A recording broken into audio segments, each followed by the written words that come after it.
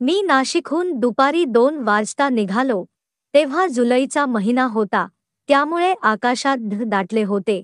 पावसाळा नुकताच सुरू झाला होता. थंड हवा वाहत होती. उन्हाळ्यानंतर गवतात नव्या कोमल पानांची वाढ होत होती. तेव्हा प्रवास खूपच रमणीय होता. मी बँकेच्या ऑडिटसाठी सोलापूरला जात होतो. माझा सहाय्यकही माझ्यासोबत होता.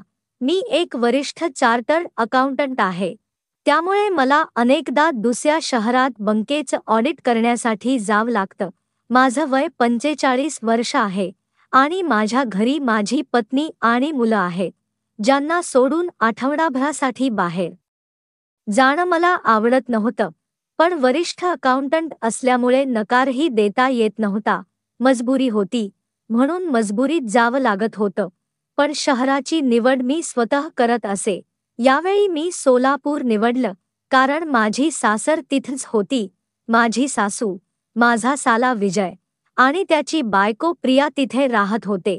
माझ्या सासऱ्यांचं 5 वर्षांपूर्वी निधन झालं होतं. त्यानंतर घरच्या काही जबाबदाऱ्या माझ्यावर आल्या होत्या. विजय 28 वर्षांचा होता आणि माझ्या धाकट्या भावासारखा होता. तो एका बांधकाम कंपनीत सर्व्हेयरची नोकरी करत होता. 2 वर्षांपूर्वी त्याचं लग्न झालं होतं आणि त्याच्या लग्नाची सारी जबाबदारी मी पार पाडली होती. यावेळी मी सोलापूरला जात असताना सासरी राहण्याचा निर्णय घेतला. माझी सासू तेव्हा नाशिकला माझ्या घरी होत्या, कारण माझे आईवडील माझ्या धाकट्या भावाकडे मुंबईला गेले होते. माझी बायको घरी एकटी होती, म्हणून माझी सासू तिच्या सोबतीला आल्या होत्या. मी संध्याकाळी 5 वाजता सोलापूरला पोहोचलो. तेव्हा मी माझ्या सहाय्यकासाठी लॉजमध्ये राहण्याची व्यवस्था केली आणि सासरी गेलो. तेव्हा माझी मेहुणी प्रिया हिने माझं खूप स्वागत केलं. ती 26 वर्षांची होती, गोरी, सडपातळ, साधारण 5 फूट 4 इंच उंच आणि अंदाजे 43 ते 44 किलो वजनाची. दिसायला खूप आकर्षक होती. गोल चेहरा, गालांवर खळ्या आणि दाट काळे केस होते. रात्री 9 वाजता विजय ऑफिसमधून आला. मग आम्ही एकत्र जेवलो आणि गप्पा मारत रात्री 12 वाजता झोपायला गेलो. दुसऱ्या दिवसापासून माझं ऑडिटचं काम सुरू झालं. मी सकाळी जात असे आणि रात्रीच परत येत असे. फक्त रात्रीच्या जेवणावेळी आणि झोपण्यापूर्वीच आमच्या सर्वांच्या गप्पा होत असत.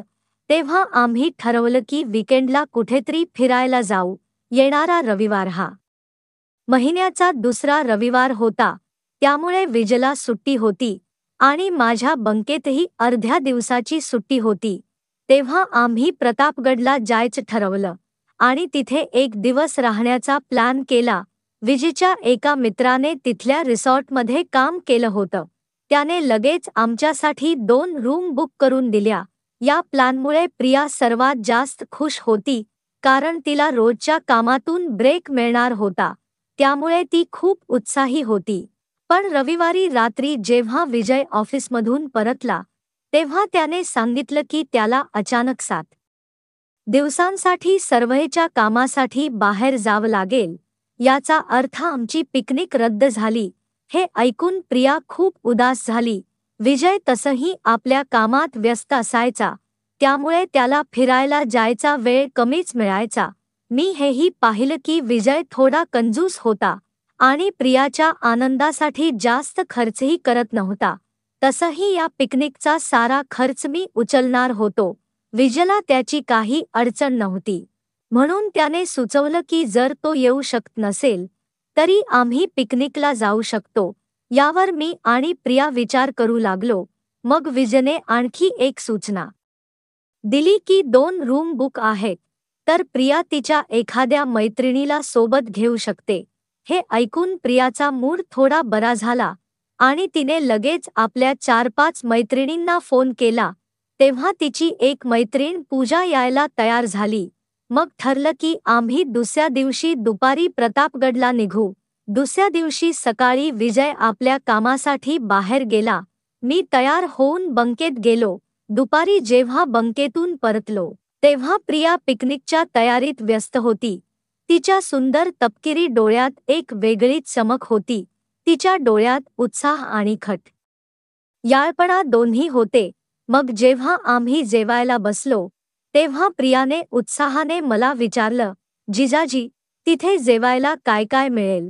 नाश्त्यासाठी काही घेऊन जायचं का? तेव्हा मी हसत म्हणालो, काही घ्यायची गरज नाही. सगळं रिसॉर्टच्या पॅकेजमध्ये मिळेल. पण हो, जर काही लोणचं किंवा तिखट स्नॅक असेल तर घेऊन ठेव. मला जेवण्यापूर्वी काही खायची सवय आहे. तेव्हा प्रिया हसत म्हणाली, ओह, म्हणजे तुम्ही ड्रिंक्स घेणार? तेव्हा मी गंमतीत म्हणालो, जास्त नाही, फक्त थोडंसं. मी नाशिकमध्ये नाही पित, पण बाहेर गेलो की थोडं मन होतं. याने तुला काही अडचण तर नाही ना? प्रिया हसली आणि म्हणाली, मला कसली अडचण होणार? आणि हो, मी जरा जास्त कपडेही घेते. पावसात भिजायचंही तर आहे. यावर मी हसत म्हणालो, अरे हो, सप्तरंगी धबधब्यावर भिजायला मजा येईल. ती म्हणाली, मला माहीत होतं, म्हणून मी आधीच कपडे ठेवलेत. तसंही तिथे विजय नसणार, म्हणून कोणी अडवणार टोकणार नाही. तेव्हा मी गंमतीत म्हणालो, कदाचित त्याला तुझ्या भावनांची काळजी नाही, म्हणून तो अडवत असेल. प्रियाने खुलासा करत म्हणाली, नाही, तसं काही नाही. त्याला काळजी वाटते की मी आजारी पडले तर औषधांचा खर्च येईल. मग तिने हसत विचारलं, तुम्ही तर मला अडवणार नाही ना? मी हसत उत्तर दिलं, अरे, बिलकुल नाही. मी तर कॉलेजच्या दिवसांपासून दरवर्षी मित्रांसोबत भिजतोय. आमचा संपूर्ण ग्रुप असायचा, ज्यात मुलीही असायच्या.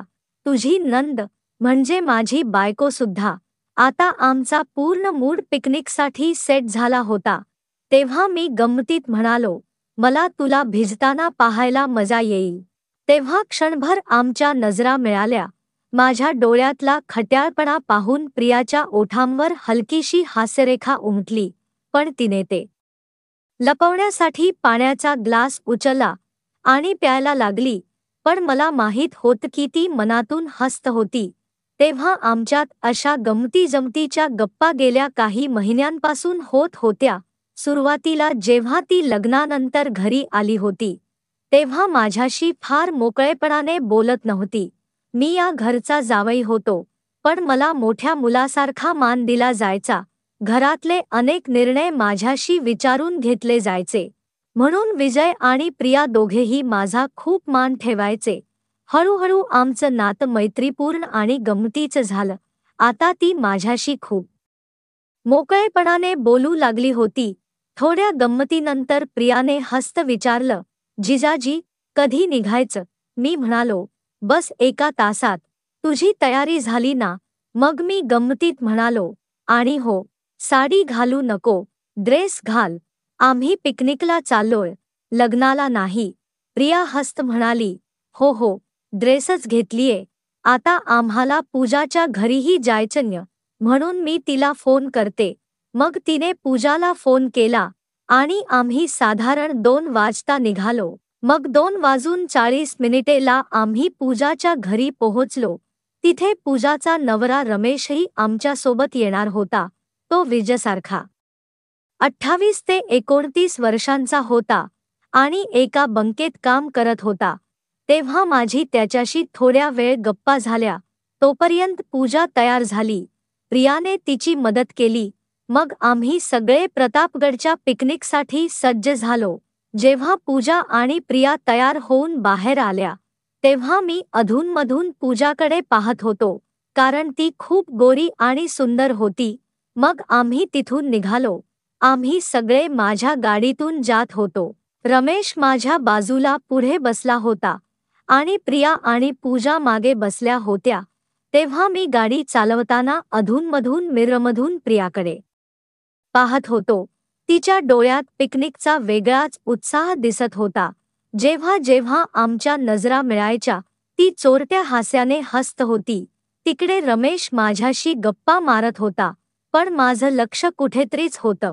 माझ्या मनात फक्त एकच प्रश्न घोळत होता, रात्री आमच्या राहण्याची व्यवस्था कशी असेल? पूजा आणि रमेश एका रूममध्ये राहतील का? आणि मी प्रियासोबत? आणि जर प्रिया माझ्यासोबत राहिली, तर रूममध्ये एक बेड असेल की 2? साधारण 1 तासाच्या प्रवासानंतर आम्ही प्रतापगडच्या रिसॉर्टवर पोहोचलो, तेव्हा माझ्या आणि रमेशच्या चांगल या गप्पा होत होत्या आणि त्याची कंपनी मला आवडली. गप्पांतून कळलं की तो याआधी कधी चांगल्या रिसॉर्टमध्ये राहिला नव्हता. त्याची आर्थिक परिस्थिती फारशी चांगली नव्हती, म्हणून कदाचित त्याने आणि पूजाने प्रियाच्या पिकनिकच्या बोलण्यावर लगेच होकार दिला होता. ते दोघेही या पिकनिकबद्दल खूप उत्साही होते. रिसॉर्टवर पोहोचल्यावर रमेश आणि पूजा रिसेप्शनवर बसले, तर मी रजिस्ट्रेशनच्या औपचारिकता पूर्ण करू लागलो. तेव्हा प्रिया माझ्या जवळ येऊन उभी राहिली आणि उत्सुकतेने मला पाहत होती. मी हळूच विचारलं, आपली रूमची व्यवस्था कशी करावी? तू आणि पूजा एका रूममध्ये राहा आणि मी रमेश सोबत. यावर प्रियाने लगेच डोळे मिचकावत म्हणाली, अरे जिजाजी, असं करू नका. त्यांना एकत्र राहू द्या. त्यांना असा कधीच वेळ मिळणार नाही. त्यांना थोडं एन्जॉय करू द्या.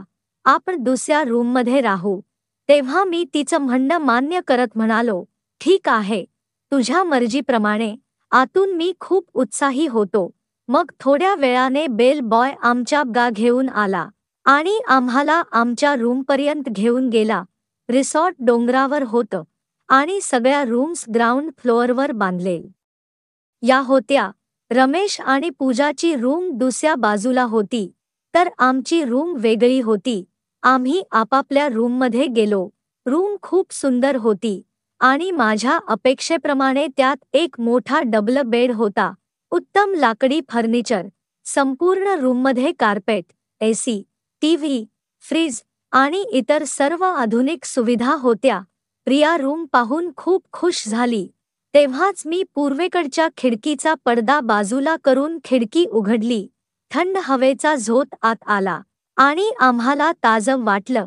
खिडकीबाहेर बाल्कनी होती, ज्याचं जाळीदार दार मी उघडलं. प्रिया लगेच धावत बाल्कनीत गेली. मीही तिच्या मागे गेलो.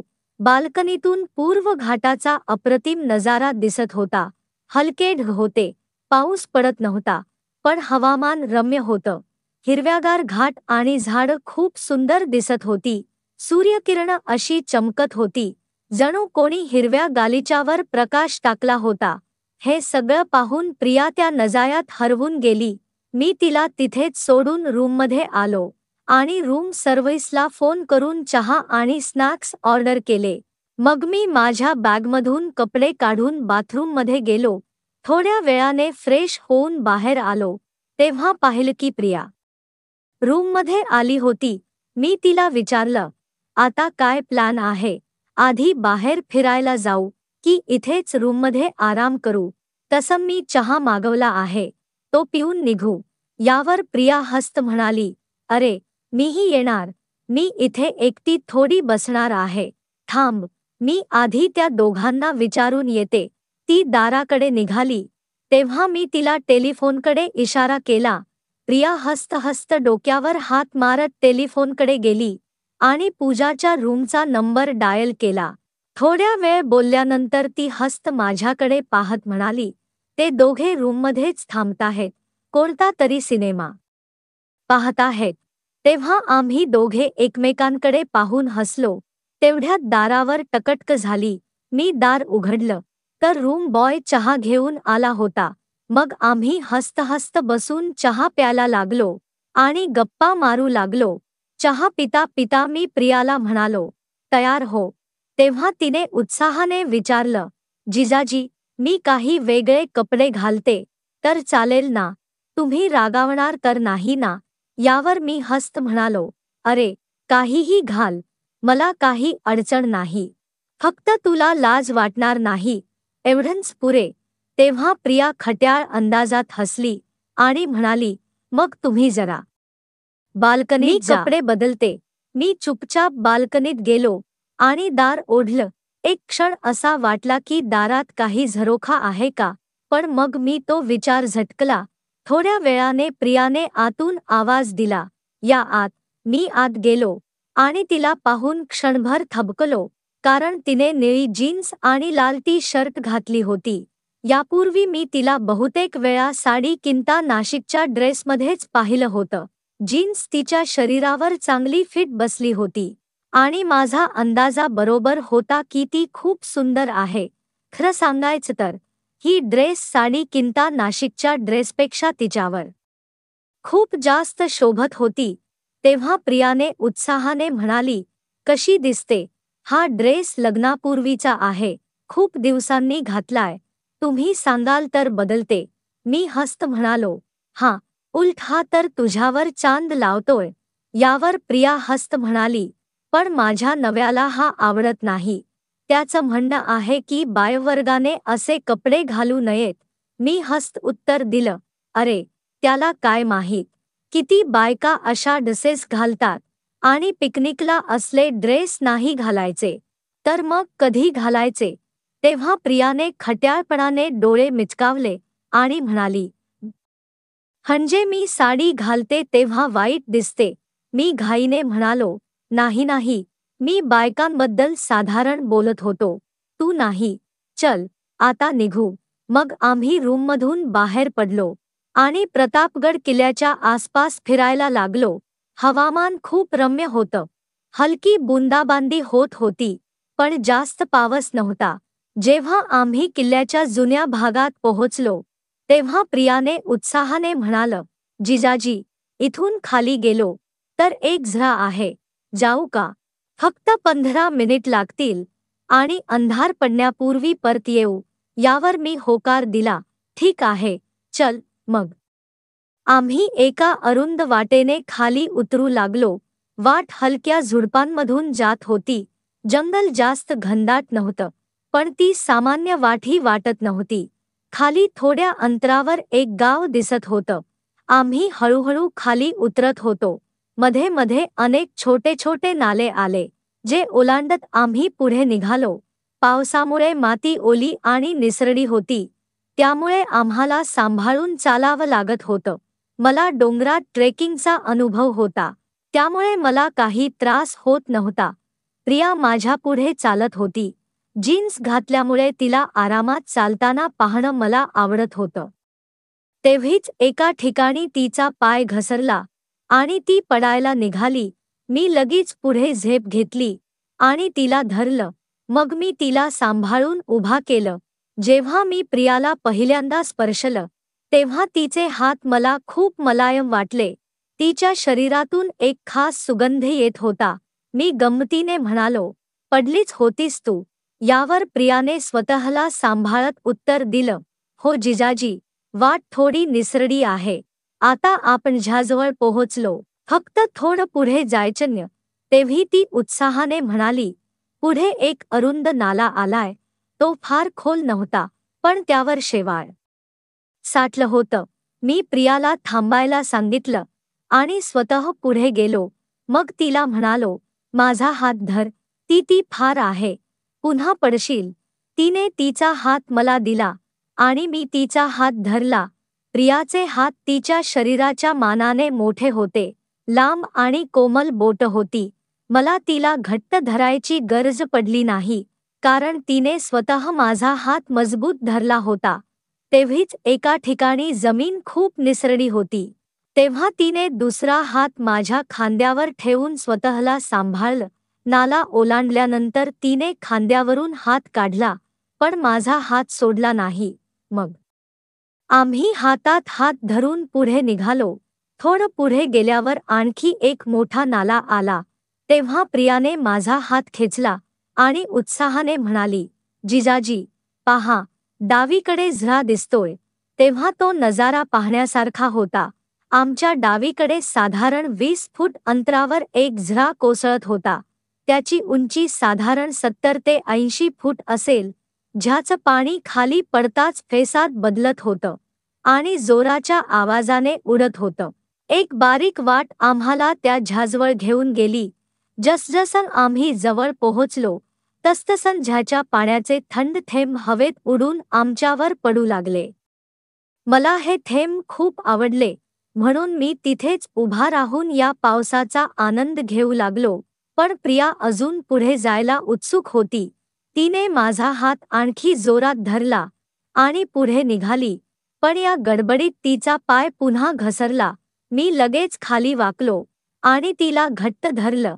तिने लाजत माझ्याकडे पाहिलं, पण काही बोलली नाही. साधारण 2 मिनिट मी तिला धरलं होतो. मग अचानक आम्हाला जाणीव झाली की आपण उघट्यावर असेच उभे आहोत. मी झटक्यात थोडा मागे सरलो, पण तिचा हात सोडला नाही. मग मी तिला सांभाळून चालायला सांगितलं आणि आम्ही दोघे झच्या आणखी जवळ पोहोचलो. तिथे पोहोचलो तेव्हा पाहिलं की झऱ्या आणि डोंगरात मातोने मध्ये साहिती 4-5 फटाचं अंतर होतं. कदाचित तिथे एखादी गुहा असावी. प्रिया अजूनही माझा हात धरून होती. तेव्हा मी तिचा हात हलका दाबला आणि सांगितलं, प्रिया, या झामागे गुहेसारखी जागा दिसते, चल तिथे जाऊ. प्रिया थोडी घाबरली आणि बोलली, नाही जिजाजी, मी तिथे नाही जाणार. मला वाटही माहीत नाही आणि आजपर्यंत मी कोणाला तिथे जाताना ऐकलं नाही. मी नीट पाहिलं तेव्हा वाटलं की खरंच तिथे जाण्यासाठी कोणतीही सरळ वाट नव्हती. तिथे पोहोचण यासाठी झ्याखालील छोट्या तलावातून जावं लागेल, पण त्याची खोली आम्हाला माहीत नव्हती. पण आता माझ्यातला रोमांच जागा झाला. माझं मन सांगत होतं, जर कोणी तिथे गेलं नसेल तर मी जाईन. तसंही मला आव्हानं स्वीकारायला आवडत होती.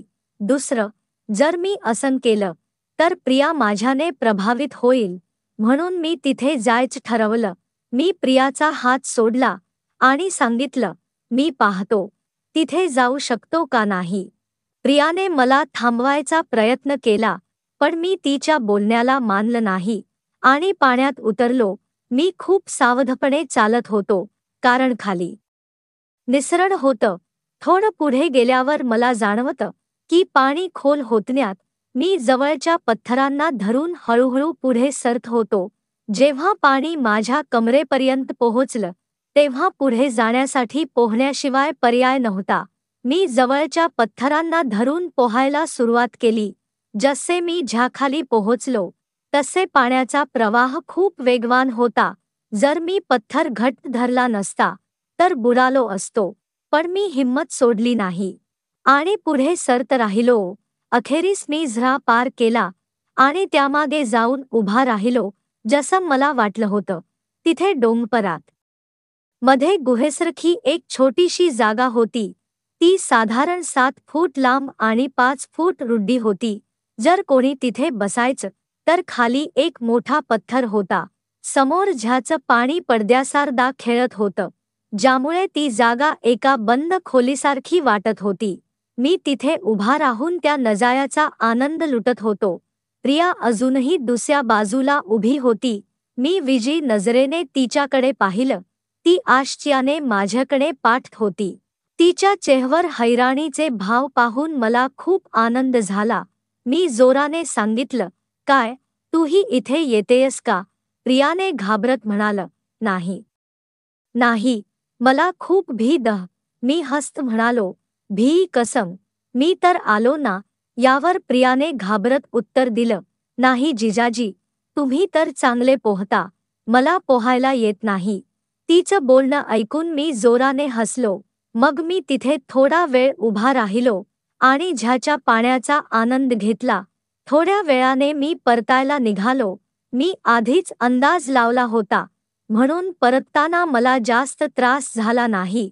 सावकाश चालत मी परत आलो. प्रियाला मला पाहून आश्चर्य झालं. तिने उत्सुकतेने विचारलं, जिजाजी, तुम्ही तर कमाल केलंता. मी आजपर्यंत कोणाला तिथे जाताना ना ऐकलं ना पाहिलं. तसं तिथं तुम्हाला कसं वाटलं? मी हसत म्हणालो, खूप मजा आली, खास करून पाण्याचे ठेरे झेलत उभं राहणं. तिथून आतला नजारा अगदी अली बाबाच्या गुहेसारखा वाटला. यावर प्रिया उत्साहाने बोलली, खरंच, जर मीही गेले असते तर किती मजा आली असती. मी म्हणालो, मग चल ना, मी आहे ना तुझ्यासोबत. तुला थोडं तरी पोहायला येत असेल ना. यावर प्रियाने काळजी व्यक्त करत म्हणाली, मला पोहायला यायचं, पण खूप वर्ष झाली, आता भी वाटतं, कदाचित मध्ये बुडाले तर. मी तिला समजवण्याचा प्रयत्न केला. तिने आधी नकार दिला, पण अखेरीस ती तयार झाली, ज्यामुळे मला आनंद झाला. कारण आता मला तिला जवळून जाणण्याची संधी मिळत होती. मी पुन्हा पाण्यात उतरलं आणि तिला यायचा इशारा केला. प्रिया हळूहळू पाण्यात उतरली. कदाचित थंडी किंवा भीतीमुळे तिचं शरीर हलकं कापत होतं. ती कडेच्या पत्थरांना धरून हळूहळू पुढे सरली. मी माझा हात पुढे केला आणि तिने पत्थर सोडून माझा हात घट्ट धरला. मी तिला पाण्यात खेळवण्याचा प्रयत्न केला, ज्यामुळे तिचं डर कमी होईल. प्रियाला एका हाताने नीट आधार मिळत नव्हता, म्हणून मी तिला माझ्या खांद्यावर हात ठेवायला सांगितलं. ज्याने तिने तसं केलं. ती माझ्या खूप जवळ आली. मी तिचा हात सोडून माझा हात तिच्या बगलेखाली घातला. हाताचा आधार सुटताच तिने मला घट्ट धरलं. मी तिला मजबूत धरलं आणि पाण्यात पाय मारत पुढे निघालो. प्रियाचा भार सांभाळत पुढे जाणं मला अवघड होतं, पण मी पूर्ण ताकद लावली. तरीही ते सोपं नव्हतं. मी तिला जवळच्या पत्थराचा आधार घ्यायला सांगितलं आणि स्वतः तिला माझ्या खांद्यावरून धरलं.